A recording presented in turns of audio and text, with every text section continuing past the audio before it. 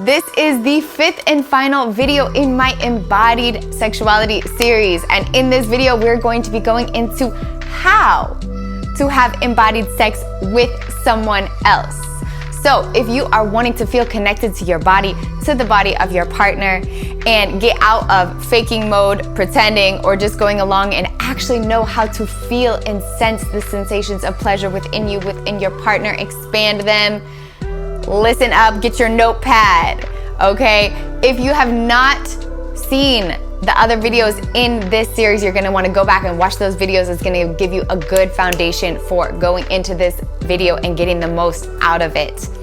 My name is Haley Friend Wilson, and I am a certified embodiment and somatic sexuality guide, helping people to experience a fuller expression of their creativity, sexuality, and vitality. I am trained in something called the embodied psychosexual method, which is a researched method that has been proven effective at optimizing sexual function and enhancing intimacy. Since the Masters and Johnson study is truly groundbreaking work created by Dr. Saida Desile. So what I share about in the realm of sexuality is grounded in this work. All right, let's get into the 6 pillars, let's say, points of embodied sex with somebody else. We're gonna go over the blocks. Gotta go over the blocks so we can get them out of the way. Talk, gotta talk. Permission, play, expand, and meditate. All right, so let's get into it. The blocks. Spoiler alert. Spoiler alert. If you don't actually want to have sex with the person, it's gonna be very challenging to have embodied sex. All right, I know there's a lot of you out there actually having sex with people that deep down you don't really want to have sex with them. So you gotta look at that piece. If you don't actually want to be having sex with this person, that's the first thing you gotta change, okay? This is not something you can fake your way through, all right? If deep down you are a no, we're gonna get into more about how to tune into that a little bit later. That's the first block. It doesn't work if you don't actually wanna have sex with them. The second block is chasing the orgasm.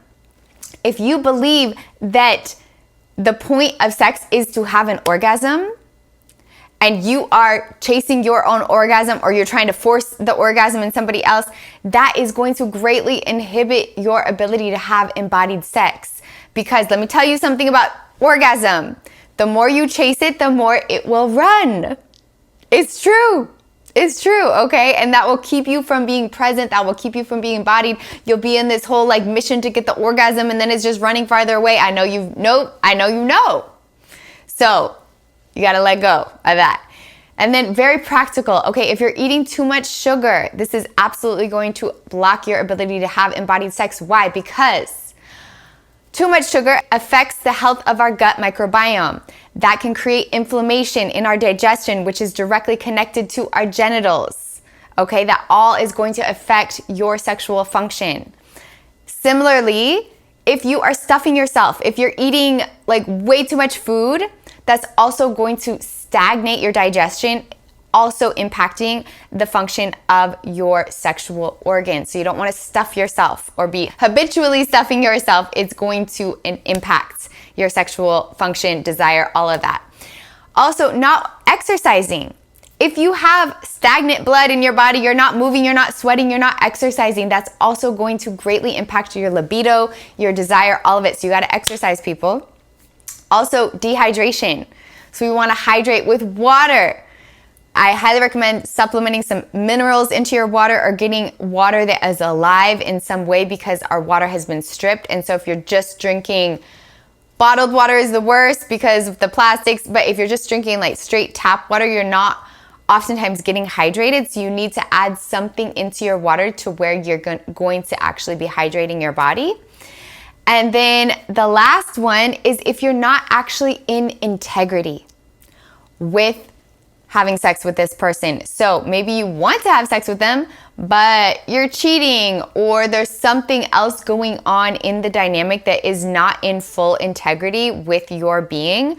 that is also going to inhibit your ability to truly feel comfortable and open to expand the pleasure if deep down you're like, oh, this is kind of wrong and I shouldn't be doing this, okay? I'll talk about that in future videos. Second point, gotta talk about it. This is so crucial, people. Go back to my video on how to talk about sex if you're like, I have no idea, this is a big block for me, this is really hard for me. It was for me too. And this is something that you can overcome, this is something that you can grow, and this is something that is crucial for in having embodied sex with somebody else. You have to become comfortable talking about it, normalize talking about it, okay? And this can be very vulnerable. Again, this is really important why you need to be having sex with somebody that you feel comfortable with, that you feel safe with, that you actually want to have sex with, that you can be vulnerable enough to talk about doing it, okay? The reason why this is so important is that, for instance, if you are scared that they're gonna do the thing they did last time that you didn't really like, or that other people have done that you haven't really liked, or that you actually really want to do this one thing and you're not sure if they do, or, you know, whatever the other things, if this all kind of stays under the surface and you don't talk about it, it's going to affect your ability to feel relaxed, comfortable, open. Especially if you have had negative experiences, painful experiences, right? The reason why it's important to talk about it is that if those things build up over time, and you're like, man, I really don't like when this happens, I really don't like when this other thing happens, that doesn't feel good for me, and you just continue to not talk about it and not share about it, then you can begin to believe that you don't like sex. You can start to have a negative association with sex. Okay, speaking from personal experience, people. And it's not that you don't like sex, it's that you don't like the sex that you've been having. And in order to have a different kind of sex, you need to be able to talk about it. What you don't like, what you like, what you want more of, and to be comfortable communicating. Cause I don't know how to underscore this more, but please go back and watch my video on how to talk about sex so that you can get really good at this. This is gonna be your biggest friend and ally in having embodied sex. And I will link the video at the end of this video. Okay, third point, permission. This is not something we're accustomed to do, to asking permission to someone else's body before we touch them, before we kiss them, before we go down, before whatever it is that you do. And so a lot of times when you start to introduce this, it can feel like, oh, we're slowing way down if you're used to like going straight in, right? But that's okay. We want to slow down and really add this piece in. And this, I want to clarify, this is not about like, oh, I should have to ask before I do everything every time, right? If you've been with someone for a really long time. But you want to actually flex this muscle of asking your own body permission.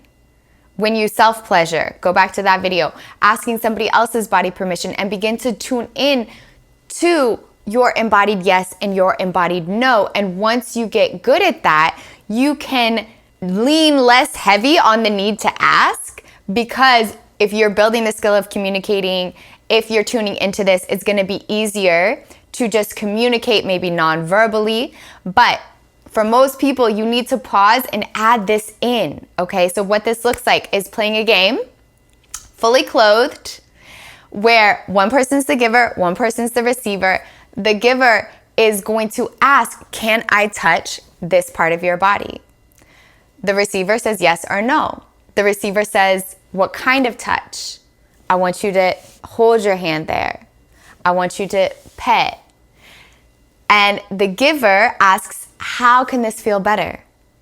Getting used to, again, communicating, getting used to tuning into the language of the body. How could this feel even better? This also is super important to lean into this awareness that it could always feel better, right? So we don't need to take it personally when someone's like, hey, can you change this, right? We want to lean into like, it could always feel better. How can we grow and expand together? And never get to this point where we think we know everything or we know everything about our partner's body, okay? So then I want you to practice switching both people. There's a giver, there's a receiver, clothes are on, you're touching, and then both people are practicing saying no. okay? Even if maybe our yes, but we want to normalize saying no, giving a no, receiving a no, so that it's not so charged when we really are a no, because it's very challenging to say no, to receive a no. In the realm of sexuality, it's super charged, it's very vulnerable, there's a lot of different feelings at play, there's insecurities, all of it, right? So we want to practice saying no. This is really huge. Practice asking permission, practice saying no. And the reason why this is so huge is because we can oftentimes get into a role of an assumption, right? Or this thing worked with this other person, I'm just gonna do the same thing with this person. This does not work. We cannot assume, for instance, that everybody likes oral sex, or that everybody likes fingering, or that everybody likes whatever it is. For instance, I really don't like fingering. I think it feels weird. I like a cup of the hand, which is more like a massage, right? And I've had, before I got my voice, I had partners in the past that just without asking permission, go straight down and use the fingers. And it's no, I don't want that. That doesn't feel good for me. Right? So you want to get can I touch you? What do you like? Begin to ask questions, ask permission. This is huge, okay? We're gonna actually skip to expand and then go back to play. So I wanna go to expand. What I mean by expand is expand your sexual horizon. Okay, so especially for those who are having heterosexual, penetrative sex, a lot of times your definition of sex is very, very limited, okay? Sex means penetration. Those of you in the queer community know what I'm talking about, that sex is so much more than penetration, okay? You can have sex with an earlobe. You can have sex with a thumb. My teacher, Dr. Saida, talks about a client that she knows that actually was able to sensitize his thumbs to be orgasmic. He was paralyzed from the waist down, and so this was part of what he did with his partner to actually sensitize his thumbs to be orgasmic. Our body is so capable of experiencing pleasure everywhere. So expanding the sexual horizon, I want you, if you have been zeroed in on penetrative sex, to actually take penetration off the table and begin to explore the body in a way that is about exploration, that is about sensation, playing games, getting creative. So one of the ways that this can look like is, okay, I'm gonna breathe all over your body and you tell me where you want me to pause and kiss. So begin to expand the horizons of what sexual intimacy can look like, to get out of this mind frame that sex equals genitals penetrating each other, which sex is so much more than that. And in order for penetrative sex to actually become more pleasurable, it is going to be greatly enhanced by the whole body becoming more sensitized to pleasure. And the reason why this is so important, especially in the long run, if you're in a committed partnership and you want to continue having magnificent, fabulous sex, is that there's going to be times where one of you, or maybe both of you, don't want penetration, where you still feel a desire, you still feel turned on to explore sexual intimacy together. And I know for myself, it greatly increases the amount of time that I am sexually intimate with my partner, knowing that we don't have an expectation that penetration is going to happen when we are sexually intimate together. That we can explore sexual intimacy that does not include that. Okay? So huge, huge, huge. Expand your sexual horizon. Next, we have play. Somatic play. Okay, so just first of all, getting into the mentality of we're gonna play. This is play. This is adult play. Because people, you can get way too serious about sex, right? It could just be very loaded, and I understand, especially when there's been trauma, there's been shame, there's been all the things. I deeply know, okay? And what helps is if we can get into this mentality of play, that this is adult play, essentially. So getting into that mentality of we are playing together, we're exploring together, and so playing somatically. So what is somatic? Using somatic tools. What are somatic tools? Breath, movement, sound, touch, and visualization. These are all somatic tools, okay? So I want you to begin to expand your capacity, your ability to play with these somatic tools sexually, sensually. So how this is gonna look is breathing more. Maybe playing that game that I talked about of breathing over your partner's whole body. And maybe you're imagining while you're breathing that you're infusing some kind of oozy pleasure liquid inside of them. And maybe while they're receiving that, they're imagining the same thing. So I want to really encourage you to like start to get creative with this, because a lot of times what happens with people is like you can get into this friction sex mode where it's just like this happening. We want to get into more of a embodied experience of, so moving the body more, moving the hips more, breathing, making sound, visualizing. I like to visualize that every cell of my body is receiving this pleasure. Or when I'm really in an act of giving, I imagine that I'm giving pleasure to the entire body, not just to the genitals. I'm expanding this image of the pleasure is infusing into every cell. You can play with other kinds of imagery or other kinds of things with this. So I want to really encourage you to play here. Okay, and so then when it does come to penetrative sex, what Dr. Saida and Aaron Michaels, who created suction sex, have found in their research is that suction sex is the most pleasurable, beneficial way to have sex that promotes orgasm, decreases any kind of pain, enhances sensations of pleasure, eliminates pain oftentimes for people, and prolongs erection, all of it, right? So basically, suction sex is if this is the receiver and this is the giver. It doesn't matter what's receiving, what's giving, it all just in the realm of sexuality, right? The receiver is going to be an active receiver. So it's not just like this, it's active. There's an active movement. The giver is sensitive. So not just like jackhammering away, is actually sensing, right? There's a sensing. So we want the receiver to be active, to be moving. And the giver is also moving with the receiver. So basically taking the cues of the movements of the receiver. And there's more of this dynamic play that creates a suction seal.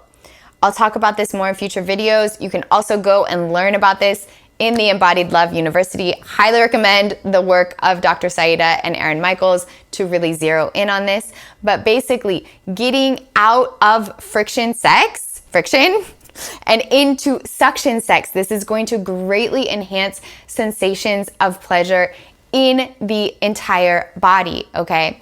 So this is if you are at that point where you've done your expanding, taking penetrative sex off the table, and then you want to go back to penetrative sex, exploring suction sex is going to greatly enhance an embodied experience of your sexuality. Another thing that I love to recommend to my clients and that I've loved to play with experiencing is actually, so if this is the opening, whatever opening you're playing with, not going straight in. This can cause a lot of pain for the receiver if you just like go in too quickly. So we want to do something that's called painting. So you're actually going to play with just playing with the opening, massaging. You want to make sure you have good lubrication, y'all. So having good lube is essential. I love different kinds of cacao butter are really amazing. So you want to just paint the open and relax and make an ah sound. Both people making an ah sound and vibrating sound into this area, into the pelvic region, is going to relax. We want things to be stimulated, yes, and also relaxed. We want to practice something called relaxed arousal. So where the body is open and relaxed and also stimulated. This is going to, it's really sexy to play with, and you can also play with this without going straight into penetration, or maybe not even going into penetration, but just playing with the opening is really hot, is really sexy. Also playing with something called energetic penetration. I really love playing with this. Any gender, any person can do this, where you are focusing on energetically penetrating the other person in different parts of the body. It doesn't need to just be with the genitals. So play with this. Again, giver, receiver, someone is energetically penetrating, someone is energetically receiving. It's really hot. It's really fun. All right, going into the final aspect of embodied sex is meditation. Meditation is crucial to incorporate into your life. You can go and check out for free my embodied guided meditation. It's an embodiment meditation. It's a guided experience to help you flex this muscle of meditation. This is so crucial. Why? To begin to observe our inner dialogue. So a lot of people can have a very negative inner dialogue when going into sex. A lot of self-consciousness, a lot of shame, a lot of thoughts around like, do they really like this? Are they really into it? I'm not sure about what I'm wearing. I'm not sure if this is the right position. Do they blah, blah, blah, blah, blah, blah, blah, blah, blah, so on and so forth, until we're actually not present in the experience. We're just completely kind of checked out into our head, into this whole negative inner dialogue spiral, and we're not actually being present with the person, with the sensations in our body. And so we want to begin to notice, first of all, the inner dialogue. To know how to notice the inner dialogue, we need to cultivate a meditation practice, because it's going to help us to become conscious of these thoughts, because it will greatly increase your ability to have embodied sex if you can have a positive inner dialogue. An inner dialogue that says, wow, I'm so grateful to be experiencing this turn on in my body. I love this person. I'm so into this person. Wow, I love how they're touching me. Okay, this is how it could feel better. I'm going to communicate it. I wonder how this could feel better for them. I'm choosing to be fully present in this experience and really take in every moment of it. Versus unconscious inner dialogue that's like, man, I still have all of these things on my list of things to do. I'm not sure if they're really into this. Right? That's causing us to be further and further moving into a disembodied and disconnected state. So again, recap. You want to look at your blocks. Get rid of them. You want to talk about it. Watch that video next. You want to ask permission. You want to expand your sexual horizons. You want to play using somatic tools. And you want to cultivate a meditation practice. All of these things are going to greatly assist your ability to have embodied sex. Thank you so much for taking this in. I really hope it supports you in expanding sensations of pleasure and turn on and connection in your body and with whoever you choose to share your sexuality with. I want to acknowledge that I am recording this video on the indigenous lands of the Siletz, Takelma, and Modoc people. It is my desire to bring support to the Land Back movement, so links are below if you want to support that movement.